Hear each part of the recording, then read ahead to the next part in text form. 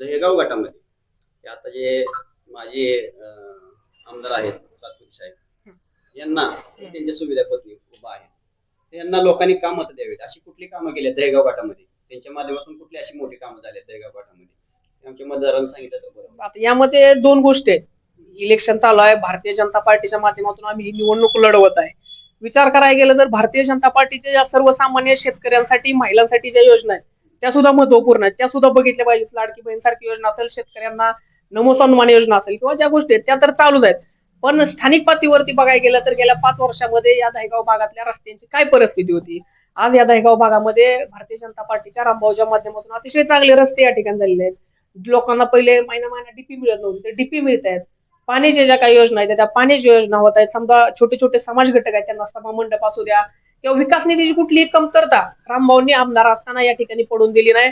आणि आजही तुम्ही बघायला गेलं तर गेले 1-1.5 वर्ष झालं नवीन विद्यमान आमदार निवडून आलेले, त्यांच्या माध्यमातून किती निधी आला, कुठली ठोस कामं या भागामध्ये झाली, कुठली सुद्धा ठोस कामं या भागामध्ये झालेली नाहीत. त्यामुळं रामभाऊने जे वैयक्तिक लोकांचे प्रश्न असतील, विकास कामं असतील, शासनाच्या विविध योजना असतील त्या माध्यमातून या भागातल्या लोकांचे प्रश्न रामभाऊने सोडवले आहेत. आणि येत्या काळामध्ये भारतीय जनता पार्टीचं राज्यात आणि केंद्रात सरकार आहे. जी काही कामं राहिलेली आहेत मोठ्या मोठ्या आम्हाला जे काही पाहिजे, जे आमच्या मागण्यात रस्त्याचे प्रश्न आहेत, अजून आमचे MIDC सारखा प्रश्न आहे, तो जर सोडवायचा असेल तर भारतीय जनता पार्टीशिवाय पर्याय नाही. त्यामुळे या भागातली जनता ही भारतीय जनता पार्टीशी ठामपणे उभा राहणार आहे. गुरसाळे गणाविषयी लोकांचं असं मत आहे की गुरसाळे गणात नुसते बोलले जाते.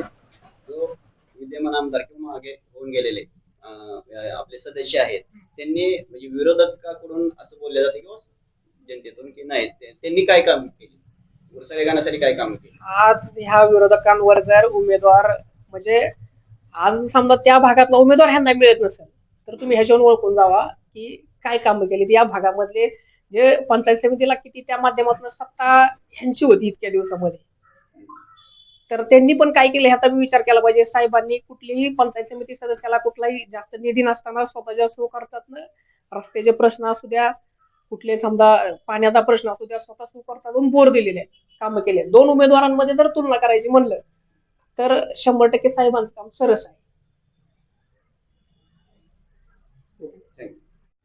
तर प्रतीक भैया साहेब, या ठिकाणी सध्या दहेगाव गटामध्ये मातब्बर तालुक्यातील मातब्बरांनी उमेदवारी अर्ज दाखल केलेला आहे.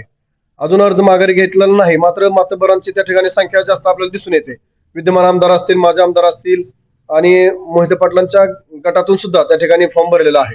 तर आपल्याला काय वाटतं की बाबा त्या ठिकाणी कशी परिस्थिती आहे सध्या? आजची परिस्थिती बघायला गेलं तर राज्यात केंद्रात भारतीय जनता पार्टीचं सरकार आहे. गेल्या जी महानगरपालिकांच्या निवडणुका झाल्या त्याच्यामध्ये एक हाती भारतीय जनता पार्टीचं सरकार सत्ता आलेलं आहे. त्यामुळे जसा राज्याचा केंद्राचा देशाचा कल आहे त्याचप्रमाणे या दहेगाव गटामध्ये सुद्धा भारतीय जनता पार्टीचं पारडं जड आहे. या ठिकाणी गेल्या काही दिवसामध्ये माळशिरस तालुक्याचे माजी आमदार रामभाऊ सातपुते साहेब यांनी या भागामध्ये विकासाचा मोठा डोंगर उभा केलेला आहे. या ठिकाणचे रस्त्याचे प्रश्न असतील, पाण्याचे प्रश्न असतील, विजेचे प्रश्न असतील, छोट्या छोट्या गोरगरीब जनतेचे तहसीलचे प्रश्न असतील किंवा जे काही प्रश्न असतील ते आमदार साहेबांनी 100% सोडवलेले आहेत. त्यामुळे या भागामध्ये सध्या आमचे आमदार साहेब आहेत त्यांच्या विद्यमान पत्नी संस्कृतीताई सातपुते या ठिकाणी निवडणूक लढवत आहेत. सध्या भारतीय जनता पार्टीचं पारडं जड आहे आणि भारतीय जनता पार्टी या ठिकाणी विजय होईल यामध्ये ती मात्र शंका नाही. त्या ठिकाणी जर बघायला गेलं तर बरेचसे मतदार बाहेर विस्थापित आहेत.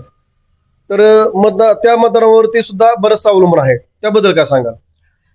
तसं बघायला गेलं तर सगळा इथला युवक वर्ग आहे, महिला वर्ग आहे, जे राज्यात लाडकी बहीण योजना चालू आहे. त्यामुळं बाहेरचा मतदार आणि इथला मतदार असा काही विषय नाही. बाहेर जो मतदार वर्ग आहे तो सगळा सुशिक्षित मतदार वर्ग आहे, जो त्या ठिकाणी कामाच्या निमित्तानं असेल किंवा त्यांच्या व्यवसायाच्या निमित्तानं बाहेर शिकायला, त्याच्यामुळे त्यांना बाहेरच्या जगामध्ये शहरामध्ये राहत असेल तर त्यांना सगळं माहित आहे, देशात काय चाललंय, राज्यात काय चाललंय, केंद्रात काय चाललंय. त्याच्यामुळे तो सगळा मतदार वर्ग हा भारतीय जनता पार्टीच्या पाठीशी ठामपणे उभा आहे, याच्यात शंका नाही. त्या ठिकाणी आता आपण सांगितलं की माजी आमदार राम सातपुते यांच्या सुविधे पत्नी संस्कृतीताई यांचा सुद्धा फॉर्म आहे. तर आता एकूण फॉर्म त्या ठिकाणी बघायला गेलं तर 8-9 फॉर्म आहेत, त्यातील किती राहतील असं आपल्याला वाटतं? त्याच्यामध्ये एका दुसरा अपक्ष फॉर्म राहू शकतो आणि मूळ आम्हाला जे पुढचं जे आमचं जे आहे उमेदवार आहेत म्हणजे विरोधक म्हणून ज्यांच्याकडे पाहिलं जातं तसं तर आम्हाला आव्हान नाहीये. पण आव्हान म्हणलं तर समजा शरदचंद्र पवार गटाच्या तुतारी ह्या चिन्हाचा आम्हाला विरोधात आहे उमेदवार, तो आम्ही त्यांना विरोधक समजतो. त्या गटात जवळजवळ मला वाटतं गुरसाळे, देशमुखवाडी, कुरबावी, एक शिव तुमचं असे काही जे गाव आहेत त्या गावांमध्ये माजी आमदार राम सातपुते यांनी खूप निधी दिलेला होता. तर त्यावेळेस जे काही लोक यांच्या बरोबर होते ते लोक आता दुसऱ्या पार्टीमध्ये, दुसऱ्या पक्षामध्ये गेलेले आहेत. तर त्यांचं काही आपल्याला नुकसान होऊ शकेल का? नाही नाही, या भागामध्ये बघायचं झालं तर बऱ्याचशा मातबर लोकांनी, एक शिव असेल, गुरसाळ असेल, बऱ्याचशा देशमुखवाडी असेल, ह्या भागातल्या धर्मपुरी असेल, प्रत्येक गावातल्या लोकांनी भारतीय जनता पार्टीचं रामभाऊंचं काम बघून या ठिकाणी अनेक प्रवेश झालेले आहेत. त्याच्यामुळं विधानसभेपेक्षा आता बघायला गेलं तर परिस्थिती चांगली आहे. अनेक मातबर लोकांचे भारतीय जनता पार्टीमध्ये प्रवेश झालेले आहेत. त्याच्यामुळे येणाऱ्या काळामध्ये भारतीय जनता पार्टीला त्याचा 100% फायदाच होणार आहे. वकील साहेब, आता आपण सांगितलं की अनेक प्रवेश झालेले आहेत, पक्ष प्रवेश भाजपमध्ये अनेक झालेले आहेत, परंतु ह्या प्रवेशाचं या नागरिकांचं मतदान जे आहे त्या मतदानात म्हणजे मतदानामध्ये रूपांतर होईल का या गर्दीचं? 100% लोकांनी प्रवेश का केलेला आहे तर लोकांच्या अपेक्षा जिथं ते पहिले होते तिथं त्यांच्या अपेक्षा पूर्ण झालेल्या नाहीयेत. म्हणून ती लोक विकासाच्या दृष्टीनं, विकासासाठी आज रामभाऊच्या पाठीशी आलेले आहेत. त्याच्यामुळं 100% त्या लोकांचं मतामध्ये कन्व्हर्जन होईल, चांगल्या पद्धतीने होईल, त्याच्यात शंका नाहीये. जे मतदार बारामती या ठिकाणी येऊन जाऊन करतात किंवा ते स्थायिक झालेले आहेत किंवा इतर मतदान मुंबई वगैरे अशा वसई वगैरे भागामध्ये आहे असं समजतंय, तर त्या मतदारांना आपण आज या न्यूजच्या माध्यमातून काय सांगाल? त्यांना माझं एकच आव्हान आहे, आपण बाहेर राहता, बारामतीच्या ठिकाणी तुम्ही राहता किंवा मुंबईमध्ये राहता, त्या ठिकाणी जो विकास झालेला आहे तो आपण विकास बघता. तसंच माळशिरस तालुका गेल्या काही वर्षापूर्वी माळशिरस तालुक्याची परिस्थिती काय होती, ज्यावेळेस ह्या लोकांची प्रस्थापित लोकांची सत्ता होती त्यावेळेस या तालुक्याची परिस्थिती काय होती, या तालुक्यामध्ये रस्त्याची काय परिस्थिती होती, विजेची काय परिस्थिती होती, विकास होता का? आणि आदरणीय आमदार रामभाऊ या तालुक्यामध्ये आल्यानंतर या तालुक्यामध्ये विकासाची काय परिस्थिती आहे किंवा काय फरक आहे हा त्यांना दिसत आहे. त्याच्यामुळे माळशिरस तालुका हा विकासाच्या वाटेवरती आहे. त्याच्यामुळे तो मतदार सुद्धा या ठिकाणी या विकास पर्वामध्ये सामील होईल आणि भारतीय जनता पार्टीच्या पाठीशी ठामपणे उभा राहील हा विश्वास व्यक्त करतो. विद्यमान खासदार धैर्यशील मोहिते पाटील म्हणतात की या ठिकाणी आम्ही भाजपला झिरोवर थांबवू, सुपडा साफ करू, याबद्दल आपलं काय म्हणणं आहे? येत्या 5 तारखेला जनता याचं उत्तर मतदान रूपातून देणार आहे. मागची जी महानगरपालिका झाली त्याच्यामध्ये भारतीय जनता पार्टीचं यश बघता या ठिकाणी जिल्हा परिषद, पंचायत समिती मध्ये सुद्धा ही जनता भारतीय जनता पार्टीच्या पाठीशी कामामुळे राहणार आहे. कारण जे काम या भारतीय जनता पार्टीने रामभाऊ या तालुक्यामध्ये केलेलं आहे ते काम इतरी कुणालाही जमलेलं नाही. बोलायला सगळ्यांना जमतं, पण जनता यातून मतपेटीच्या रूपातून या गोष्टीला उत्तर देईल. वकील साहेबांना शेवटचा प्रश्न की गुरसाळे आणि दहेगाव हे 2 गण त्या ठिकाणी दहेगाव गटामध्ये आहेत, तर त्या ठिकाणी कसं होईल, नेमकं काय परिस्थिती आहे?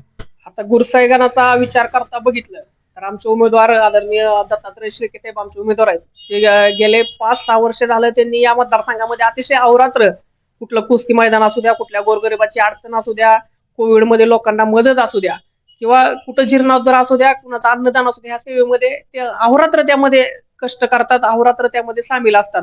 2 उमेदवारांची तुलना केली तर 100% आमचा उमेदवार आहे हा कायम जनतेमध्ये, तुम्हाला सर्वसामान्य जनतेमध्ये वावरत असताना दिसेल. एक अतिशय स्वतःचा व्यवसाय सांभाळून एका सर्वसामान्य कुटुंबातून येऊन एक व्यवसाय उभा करून आमचे शेळके साहेब या ठिकाणी लोकांना मदत करत असतात. 100% शेळके साहेब या ठिकाणी विजयी होतील. पुढं समजा उमेदवार आहेत ते पण मोठ्या प्रस्थापित घरातले आहेत, पण 100% त्यांचा पराभव आदरणीय शेळके साहेब करतील, त्यामध्ये मात्र शंका नाही. धन्यवाद.